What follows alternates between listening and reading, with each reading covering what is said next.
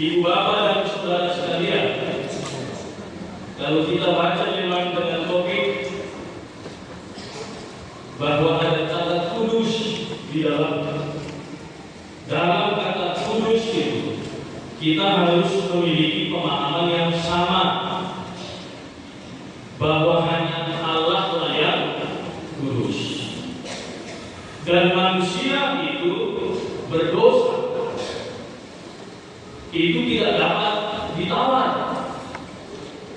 Lalu bagaimana supaya manusia itu bisa menjadi umat milik Allah atau jemaat kesayangan Allah yang kudus itu? Perjanjian Lama sudah mencatatnya. Mencatat dari dulu supaya umat milik Allah, yaitu bangsa Israel saat ini, menjaga diri supaya mereka hidup kudus. Seperti yang tadi sudah kita baca dan juga di Imamat pasal 19 di ayat 1 dan 2 dikatakan, Tuhan berfirman kepada Musa, berbicaralah kepada segenap jemaat Israel dan katakan kepada mereka, kuduslah kamu, sebab aku Tuhan Allahmu kudus. Dan nyatanya hidup mereka jauh dari kenyataan yang menunjukkan bahwa mereka itu adalah umat kepunyaan Allah. Mereka lebih banyak berpaling dari kehendak Tuhan. Mereka lebih senang menuntun hidup mereka dengan keinginan daging. Upah dosa ialah maut. Karena dosa yang sudah diperbuat oleh manusia itu, maka maut atau kematian kekal sudah pasti menanti kita di depan. Tetapi Allah yang sangat mengasihi kita, Allah tidak tinggal diam begitu saja melihat umatnya masih terus berada di jebakan-jebakan dosa, masih terus ada di kubangan-kubangan kesalahan demi kesalahan. Dan karena kasihnya yang begitu besar terhadap dunia ini, Allah telah mengaruniakan anaknya yang tunggal, hanya supaya kita tidak binasa karena berada di tengah-tengah jebakan dosa itu tadi, tetapi kita memperoleh kehidupan yang kekal. Amin. Itulah yang kita peringati pada Paskah yang lalu. Anaknya yang tunggal itu adalah Yesus Kristus yang sudah mati tergantung di kayu salib ribuan tahun yang lalu, dikuburkan, lalu ia bangkit pada hari yang ketiga. Karena tidak ada maut, tidak ada kematian kekal yang dapat menguasai Yesus Kristus, sebab ia tidak berdosa. Lalu kita najolo Allah berdosa, pasti kita menang kematian yang kekal. Tetapi karena Yesus Kristus yang tidak berdosa, yang tidak bisa dikuasai oleh kematian kekal, ia bangkit pada hari yang ketiga. Dan di dalam nama Yesus Kristus itulah kita manusia yang berdosa ini dilayakkan di hadapan Allah, dikuduskan di hadapan Allah. Karena Allah tadi itu di awal sudah kita sebut kudus. Kita dikuduskan di hadapan Allah oleh karena biur-biur dari Yesus. sehingga kematian pun tidak dapat menguasai kita, sebab kita pun akan dibangkitkan bersama-sama jemaat kudus yang lainnya untuk masuk ke dalam kerajaan Allah. Amin.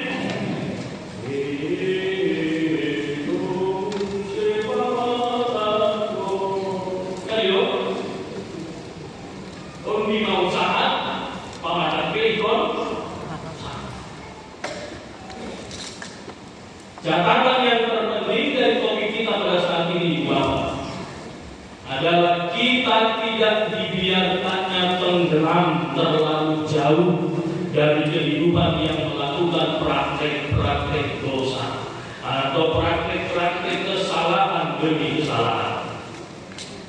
Saudara dalam Kristus, tentu kemurahan anugerah Tuhan ini mengingatkan kita pada kisah sejarah ratusan tahun yang lalu, bagaimana cerita Injil, kabar keselamatan itu sampai ke tanah Batak dan kita saat ini memuji memuliakan nama Tuhan. Amin. Ikut tayo yang ingat, ratusan tahun yang lalu, pada tahun 1824, dua misionar Richard Burton dan Nathaniel Ward siang gereja baptis Imam Nawadong di Inggris. Datang mereka ke tanah Batak untuk memberitakan Injil dan hasilnya gagal. Tahun 1834 datang lagi Samuel Munson dan Henry Liman dari gereja Boston di Amerika. Ibe Made Diogu Bini. Yang bisa bilang belum bini alam dalam sini pada luar kopi bukan kopi ada belum bini bisa dikonversikan doa perjalanan ini Samuel Munson Henry Liman Iki pemerintah Anggi masih dan Madero Tanjung ada saya diuji mangro menanggung sibotar parah. Kalau kita bisa makan dagingnya, maka kita akan menambah kesaktian. Kan itu kedua ujungnya dimana baru itu nama kau dijaga dan sebagainya itu cerita-cerita lain kan. Tetapi yang artinya sudah 2 kali usaha penginjilan ke tanah Batak gagal. Olah 10 hari di Batak. Memang harus sampai 3 kali Tuhan sebagai bukti tidak membiarkan orang Batak ini terjerumus masuk ke dalam dosa yang kekal. Pada tahun 1853 penginjil dari Belanda menginjili di Kalimantan. Karena di situ terjadi perang, entah perang saudara atau perang sesuatu yang besar. Bahkan misionaris itu ikut dikejar-kejar. Mereka melapor kepada badan misi mereka. Tuanku, kami dikejar-kejar di sini. Tidak mungkin kami lagi memberitakan firman. Anggo soni, hujat mahamudu, alo Batak. Inginlah kalian ke pulau sebelah, yaitu suatu tanah tempat orang-orang yang juga bisa diinjili di mana Barat Tengah. Ima salah satu yang dikenal Pak Asep, diri Pak Asep. Datang dia ke tanah Batak, bertemu dengan penginjil-penginjil lainnya, dan lalu memberitakan firman Tuhan. Disitulah baru tersebar firman Tuhan. Dikuatkan lagi melalui Oke Horus LI Komensen Lunger Tiger Komensen Ludwig Tiger Komensen. Dan semakin tersebar penginjilan atau firman Tuhan di tanah Batak, dan sampai saat ini kita punya di Medan Utara juga merasakan Injil. Amin. Kita tidak dibiarkan Tuhan untuk terus jatuh dalam melakukan praktek-praktek dosa atau kesalahan demi kesalahan. Setiap orang yang percaya kepada Yesus pasti merespons, memiliki atau mengambil sikap dan tindakan, yaitu dengan mempercayai dan mengimani Yesus Kristus serta hidup taat di dalam Tuhan. Ini tantangan. Ya, anggungan dulu orang menjalu matani Tuhan toro senga doa. Kali percaya dan mengimani Yesus diwariskan ke anak cucu sampai saat ini kita setara. Mengimani Yesus Kristus serta hidup taat di dalam Tuhan. Bagaimana itu dapat terlaksana di dalam kehidupan sehari-hari? Firman Tuhan sudah memberikan arahannya melalui firman ini. Tinggal kita sekarang yang mau melakukan atau tidak. Pertama, siapkanlah akal budimu, waspadalah dan berharaplah sepenuhnya pada anugerah yang akan diberikan kepadamu pada saat Yesus Kristus menyatakan diri. Inilah saudara arahannya. Siapkanlah akal budimu. Orang Kristen diminta untuk menjalani hidupnya dengan kenyataan dan realistis dengan akal budinya, bukan hidup berdasarkan mimpi. Tetapi dengan kenyataan dan realistis, banyak tantangan, banyak pergumulan, ada sakit, ada sesuatu yang terjadi.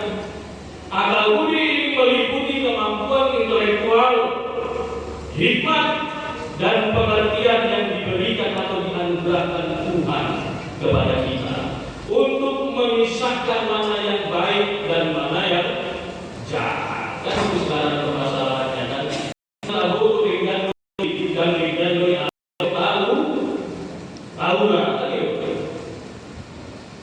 baik dan yang jahat kita diberikan pengertian tentang itu.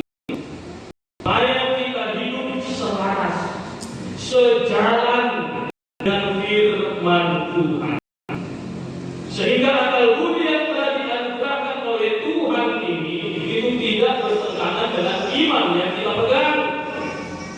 Banyak orang Kristen memiliki akal budi dari Tuhan, tapi lebih memilih pura-pura tidak tahu atau lebih memilih masa bodoh. Inilah tantangan kekristenan saat ini, baik itu di dalam dunia pekerjaan maupun di dalam tubuh gereja itu sendiri. Luar biasa tantangan yang ada. Tantangan dari luar juga tantangan dari dalam. Kemudian kita diminta berwaspada. Waspadalah, waspadalah, waspada. Kejahatan terjadi bukan hanya karena dari niat pelakunya, tetapi kesempatan. Jadi apa yang perlu diwaspadai? Yaitu niat dan kesempatan. Kedua-duanya. Tidak bisa kita hanya mewaspadai niat, tapi kesempatan. Tidak bisa kita juga mewaspadai kesempatan karena kita sudah punya niat. Niat dan kesempatan itu harus diwaspadai. Jangan menciptakan niat di dalam hati dan pikiran saudara untuk berbuat jahat atau dari keputusan dan bijaksana melihat kesempatan. Jangan memanfaatkan kesempatan di dalam kesempitan. Iya, ulang lagi kita kalau kesempitan. Jangan memanfaatkan kesempatan di dalam kesempitan untuk membuat sesuatu yang jahat atau sesuatu yang buruk. Tapi manfaatkanlah kesempatan di dalam kesempitan. Yang artinya sekecil apapun itu usahamu, sekecil apapun itu cara kita, itu membantu dan mengasihi orang lain. Boleh kita bilang, oke, nama manusia. Berarti rata-rata dengan pura-pura mana masa bodoh. Kan itu sudah dilihat. Bisa kita